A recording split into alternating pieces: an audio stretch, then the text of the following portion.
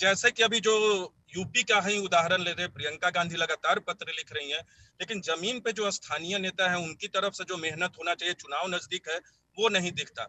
यहाँ तमाम आला नेता, आप भी अपने क्षेत्र में लगे थे हाल के वक्त में, जिस तरह से जमीन पे थे, लेकिन एक बड़े कार्यकर्ता या नेता जो होते हैं स्थानीय, वो जमीन पे उस तरह से नहीं लगते, चुनावी दृष्टिकोण से भी और पार्टी को जमीन के स्तर पे मजबूत करने के दृष्टिकोण से भी।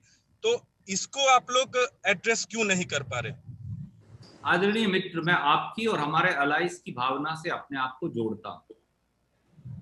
और वो आपने उत्तर प्रदेश का उदाहरण दिया, तो उत्तर प्रदेश से ही शुरू करूंगा। ये कांग्रेस पार्टी, श्रीमती प्रियंका गांधी वड्रा और हमारी कांग्रेस पार्टी के कार्यकर्ता थे, जिन्होंने जब हमारे लाखों लाखों मजदूर जो उत्तर प्रदेश, बिहार और उड़ीसा और बंगाल के हमारे भाई बहन जो तपती गर्मी में नंगे पांव बच्चे को कोख में लिए जिंदगी के अगले दिन की रोटी कहां से आएगी ये नहीं जानते पैदल चले जा रहे थे, तो हजारों हजारों बसों का इंतजाम कांग्रेस पार्टी ने किया था।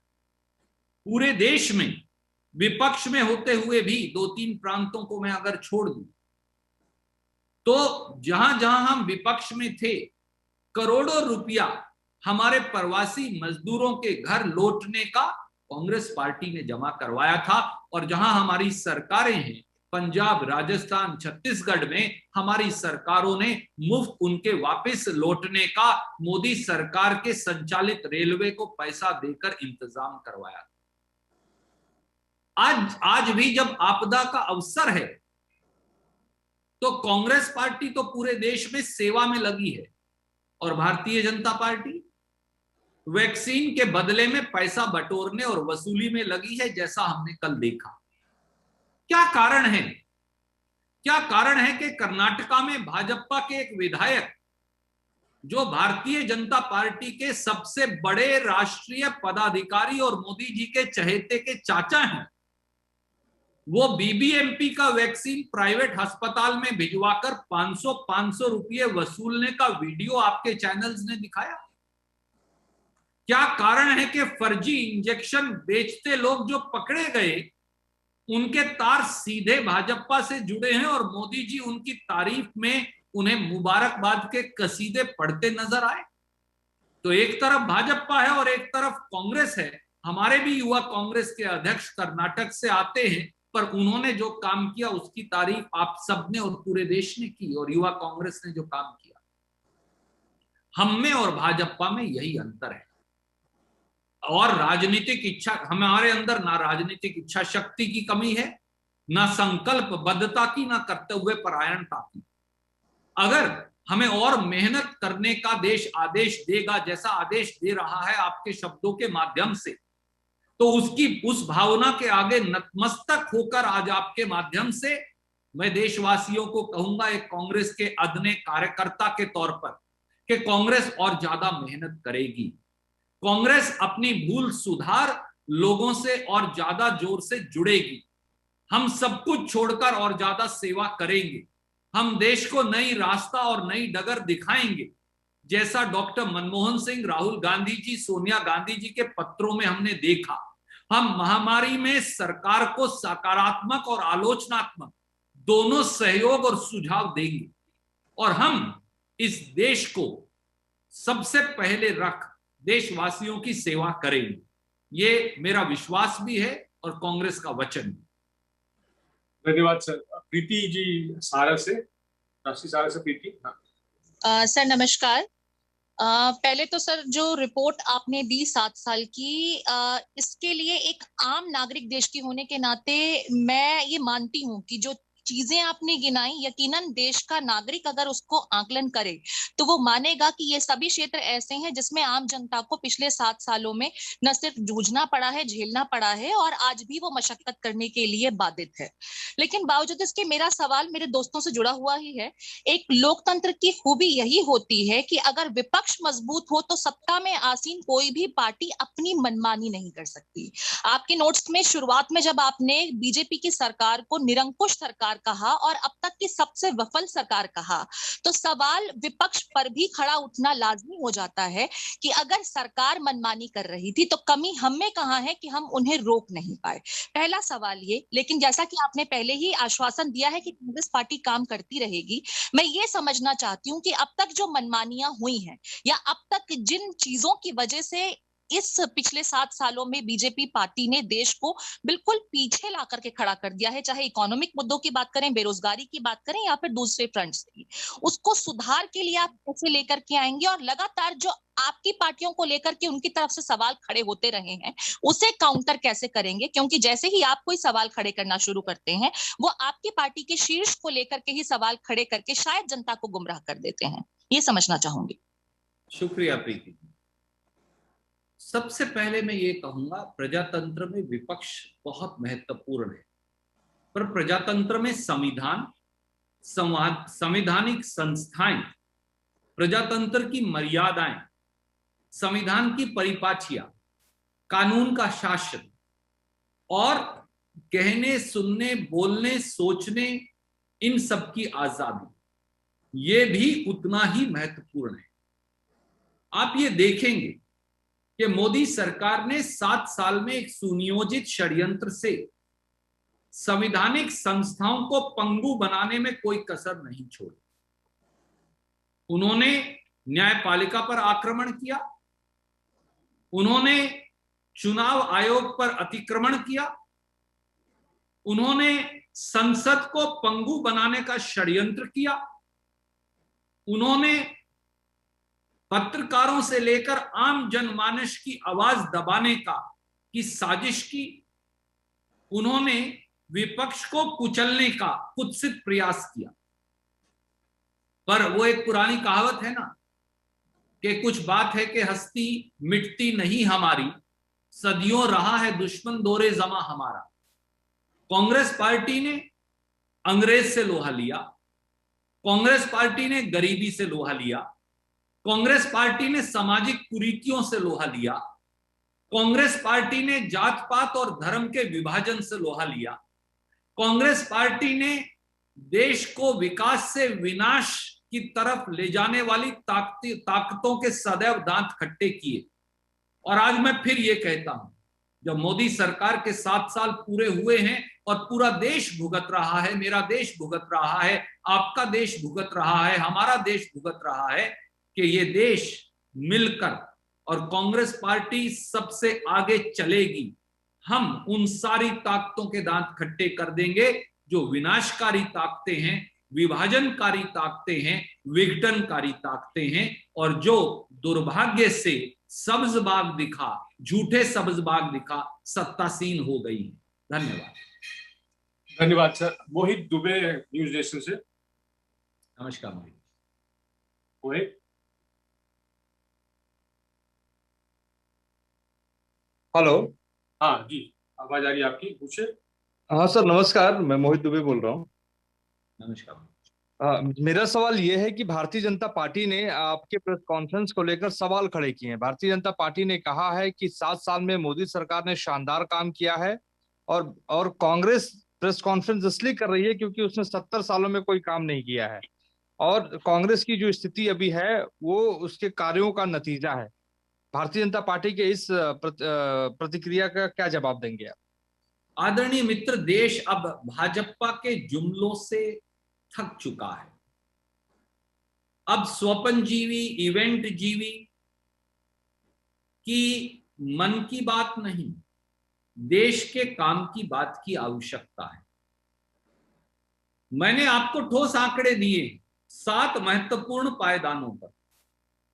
जब हमने सरकार छोड़ी, मैं फिर याद दिलाऊंगा, तो 8% औसतन जीडीपी की ग्रोथ दर, बढ़ोतरी की दर थी। लोगों की जेब में पैसा था, गांव के मजदूर से लेकर शहर के गरीब तक। मध्यम वर्ग भी तरक्की कर रहा था, अमीर भी तरक्की कर रहा था, उद्योगपति भी तरक्की कर रहा था, फैक्ट्री का मालिक भी तरक्की कर रहा था, और फैक्ट्री का मजदूर भी तरक्की कर रहा था, किसान और साधारण व्यक्ति भी तरक्की कर रहा था। 8% की पॉजिटिव ग्रोथ दर से आप देश को 7 साल में -8% पर ले आए हो, यानी 16% की गिरावट, और आप कह रहे हो सब चंगा सी। बांग्लादेश, जो इस देश ने स्वर्गीय श्रीमती इंदिरा गांधी ने पाकिस्तान के 2 टुकड़े कर अपने हाथ से बनाया, वो देश ही 50 साल के बाद प्रति व्यक्ति आय में भारत से आगे निकल गया, और आप कह रहे हो सब चंगा सी। चीन ने आज भी भारत मां की सरजमी पर कब्जा कर रखा है, डेप्सांग प्लेन्स में। अरुणाचल के अंदर गांव बसा लिया। डोकलाम में चिकन्स नेक तक पक्की सड़कें बना ली। देश की सामरिक और भूभागीय अखंडता आज खतरे में है। दुश्मन हमारी सीमा के अंदर आकर बैठा है, और आप कह रहे हो कांग्रेस जिम्मेवार है। 22 लाख करोड़ रुपया आपने पेट्रोल और डीजल की कीमतों पर टैक्स लगाकर 7 साल में जनता की जेब से लूट लिया, और जिम्मेवार कांग्रेस है। पेट्रोल 100 रुपया को छू रहा है दिल्ली में, मध्य प्रदेश में 101 रुपया को पार कर गया, जहां दोनों जगह आपकी सरकार है। सरसों का तेल 200 रुपया लीटर पार हो गया 7 साल के अंदर, नहीं 1 साल के अंदर, और जिम्मेवार कांग्रेस है। लोगों का बजट बिगड़ गया, गृहिणियों के पास पैसा नहीं, और जिम्मेवार हम हैं। सत्ता में आप हैं, सत्ता का मेवा आप खा रहे हैं, सत्ता की मलाई आप लूट रहे हैं, वैक्सीन आप बेच रहे हैं, परंतु देश तड़प तड़प कर आखिरी सिसकियां ले रहा है, और जिम्मेवार कौन है? कोरोना महामारी में कोई ऐसा परिवार इस देश का बता दीजिए।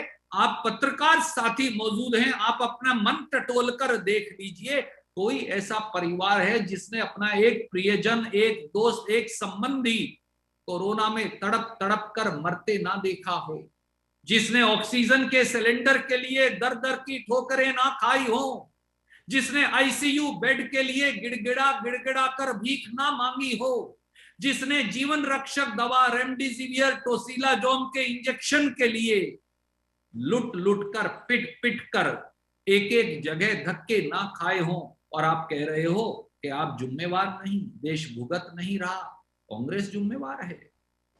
साथ ही इससे बड़ी विडंबना इस देश के अहंकारी पूंजी पोषक शासक की हो ही नहीं सकती। धन्यवाद। Sir, Janine from ABP. Janine के बाद उमा, फिर आनंद पटेल। जी सर। रणदीप सर, 2 सवाल है मेरे। एक तो जो बीजेपी आप लोगों पर आरोप लगा रही है इंडियन स्ट्रेन को लेकर के, जिसका जवाब भी आप लोगों ने दिया है कोर्ट में सरकार के हलफनामे में ढूंढ करके, ये विवाद जो है ये क्या गैर जरूरी विवाद नहीं है? जिस तरीके से अपने ही देश की 2 पार्टियां जो है वो एक दूसरे पर हमले कर रही हैं इंडियन स्ट्रेन के नाम पर। एक तो ये है सवाल सर, और दूसरा गृह मंत्रालय की तरफ से जो नोटिफिकेशन जारी हुआ है जिसके तहत पड़ोसी देशों के गैर मुस्लिमों को नागरिकता के लिए आमंत्रित किया गया है जो देश में रह रहे हैं, उस पर कांग्रेस का क्या रिएक्शन है? दोनों ही सवालों पर आपका जवाब प्लीज। आदरणीय साथी, एक कहावत है हिंदी की, और आज हिंदी पत्रकारिता दिवस है, उल्टा चोर कोतवाल को डांटे। भारतीय जनता पार्टी यही कह रही है। ये उनका शपथ पत्र है, मैं स्क्रीन पर दिखा रहा हूं, और मैं प्रणव जी को कहूंगा आप सबको भेज दें। ये है वो शपथ पत्र। इस शपथ पत्र में रविशंकर प्रसाद जी और मोदी सरकार ने कोरोना के वायरस के एक म्यूटेशन को इंडियन स्ट्रेन बताया है। तो अगर कोई सरकार का सुप्रीम कोर्ट में शपथ पत्र पढ़ दे तो अब वो अपराध कैसे हो गया? और सवाल ये नहीं, सवाल ये है कि आपने पिछले कई महीनों से सीरो सर्वे ही नहीं किया इन्फेक्शन का।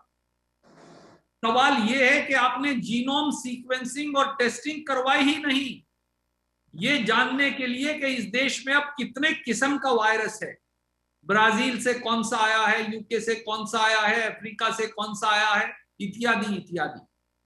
सवाल ये है कि जब इस देश के लाखों लोग सिसक सिसक कर मर जाएं, जब शमशान और कब्रिस्तान अटे रहें, जब गंगा मैया भी लाशों के ढेर से थक कर छलनी लहूलुहान होकर हजारों हजारों लाशों को अपने किनारे, अपने गंगा के किनारे वहां पर उनको दफन करने की मजबूरी हो जाए, तो इस देश में क्या सरकार को एक क्षण भी सत्ता में बने रहने का अधिकार है?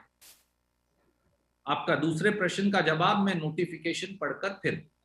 धन्यवाद। धन्यवाद sir. Anand ji, Anand Patel from India Today. Morning, sir. Though you have listed out the failures of the Modi government, and I have seen the press release which has a 7-pointer charge sheet against the 7-year rule of the Modi regime.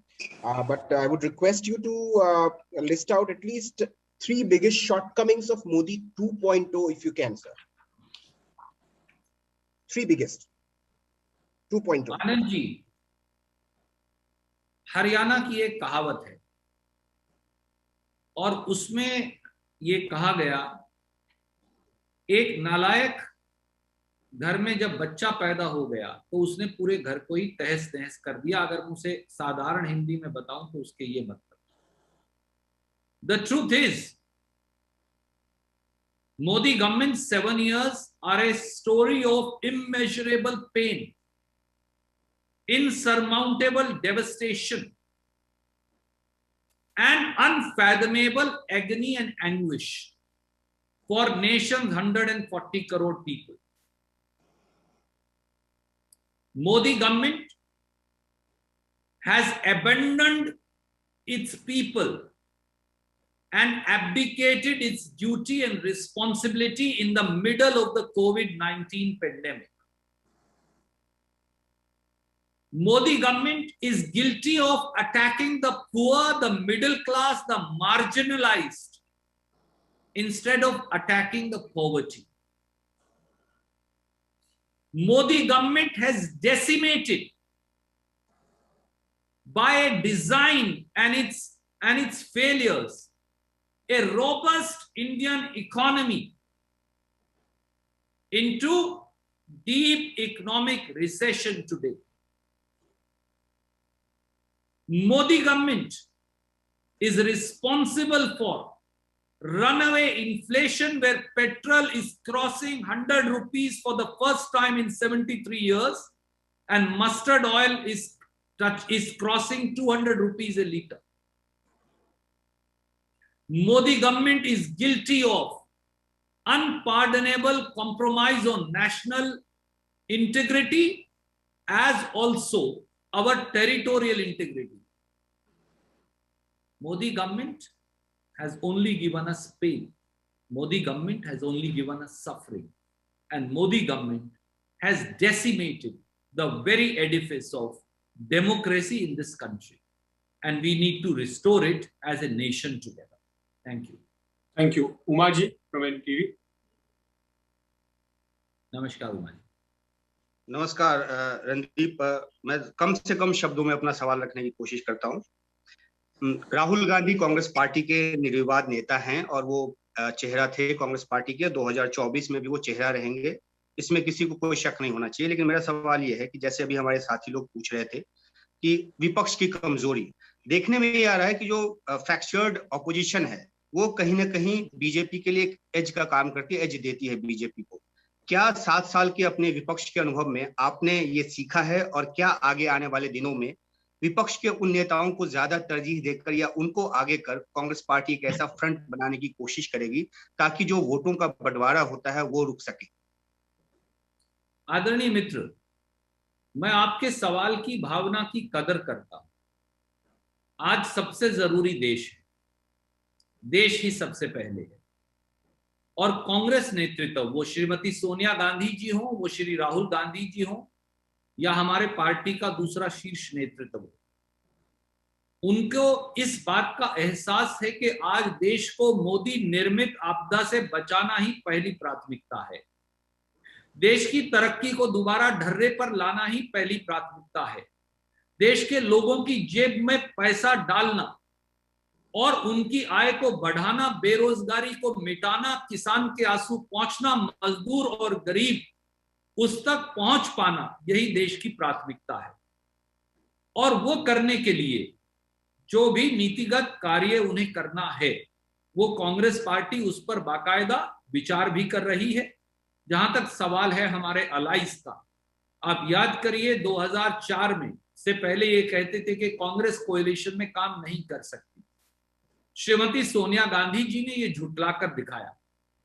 और आज भी देखिए, Bharatiya Janata party का सबसे पुराना मित्र कौन था जिन्होंने एनडीए बनाया? वो थे दो लोग।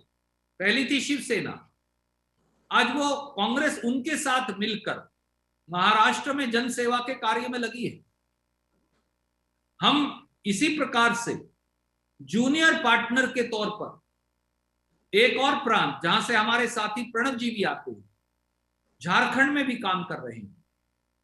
हम कई और प्रांतों में, तमिलनाडु एक और बहुत बड़ा प्रांत, हम एक जूनियर पार्टनर के तौर पर वहां डीएमके के साथ काम कर रहे हैं।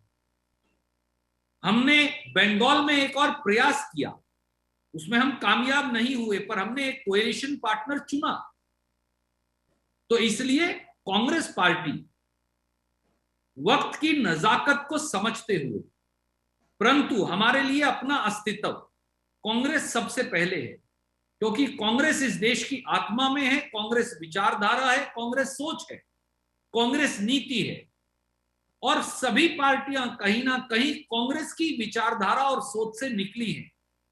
तो इसलिए कांग्रेस की उस सोच को आगे ले जाने और सुदृढ़ करने के लिए, जो भारत की आत्मा से जुड़ी है, हम हर संभव कार्य कर रहे हैं और करते रहेंगे।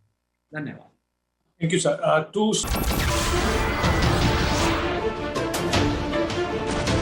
नमस्कार, मैं हूं मानक गुप्ता।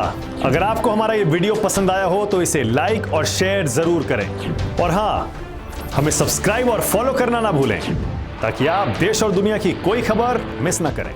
तो जुड़े रहिए हमारे साथ और देखते रहिए न्यूज़ 24।